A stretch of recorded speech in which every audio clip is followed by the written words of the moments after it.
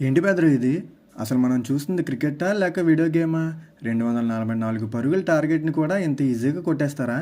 Mumbai Indians home గ్రౌండ్‌లో Sunrisers Hyderabad చరిత్రాత్మక విజయం సాధించింది.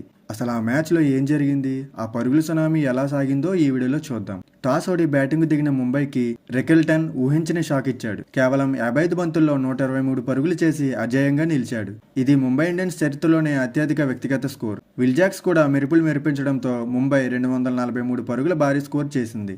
244 రన్స్ అంటే కష్టమే అనుకున్నారంతా. కానీ ట్రావిస్ హెడ్, అభిషేక్ శర్మ కలిసి పవర్ ప్లేలోనే ముంబై బౌలర్లను ఉతికేశారు. ముఖ్యంగా జస్ప్రీత్ బుమ్రా లాంటి వరల్డ్ క్లాస్ బౌలర్ ఓవర్లో కూడా సిక్సర్ల వర్షం కురిపించారు. 6 ఓవర్లు ముగిసే సమయానికి ఎస్ఆర్హెచ్ 92 పరుగులు చేసిందంటే వారి దాటి ఎలా ఉందో అర్థం చేసుకోవచ్చు. మధ్యలో అల్లా గజన్ఫర్ 2 వికెట్లు తీసి ముంబైకి ఆశలు కల్పించినా హెన్రిక్ క్లాసెన్ ఆ ఆశలపై నీళ్లు చల్లాడు. చివరిలో యంగ్ ప్లేయర్ సలీల్ అరోరా కేవలం 10 బంతుల్లోనే 30 పరుగులు చేసి మ్యాచ్ను ఫినిష్ చేశాడు.